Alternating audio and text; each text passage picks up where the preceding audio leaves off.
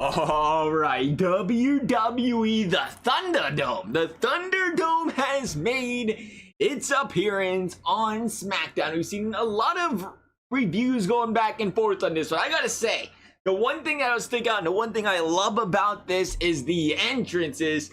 Personally, it could just be me, even growing up as a kid, you know, it's like I attached myself to wrestlers with the entrances. You know, you got the Undertaker, you had the Jeff Hardy fireworks, you had the Batista, you know, the fireworks when he, I don't know what you call that. Well, like he sat down and took a crap on the stage or whatever and held out, you know, that's kind of what it looked like there, you know. You attached to those entrances. They got a big part of, you know, building these guys' characters. And you've seen those really brought into full force. We've seen the pyro back. We've seen, you know, other technotics in part of the entrances. I thought it was a great experience with the entrances. I was glad to see they brought that stuff back. It made it feel more like a regular live WWE show as well there.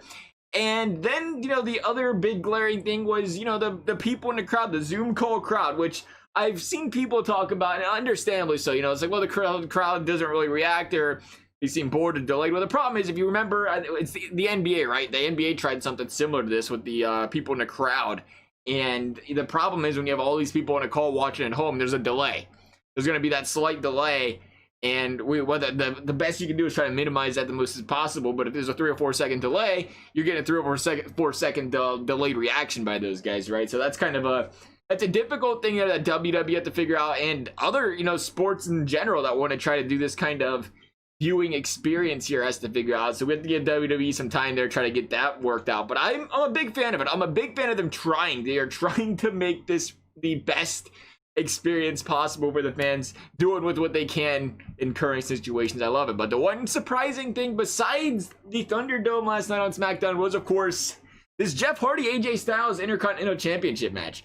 I'm completely surprised. It seems like the way WWE was going, it was kind of going down the bury Jeff Hardy route, or not really bother with him. Once his contract's up, he's up. He could be an injury liability. But he went out and beat AJ Styles on SmackDown in shocking fashion. Say, use the brace, whatever, swanton, and picking him up. Happy to see it. I am loving the fact that there is still this light at the end of the tunnel potentially for Jeff Hardy to get another WWE push. He's getting older. He's getting older. This guy can't fly like he once could. He's in his 40s now, so you'll wonder what he can do. But still, I love to see that this guy is getting one last Intercontinental Championship run to kind of close out his career. It was a bumpy ride in there for him. It's great to see. As far as AJ Styles is concerned, I don't know what you're doing with AJ Styles. You'd almost feel like they're taking the belt off. He didn't have it very long. AJ Styles was champion for a very short period of time here.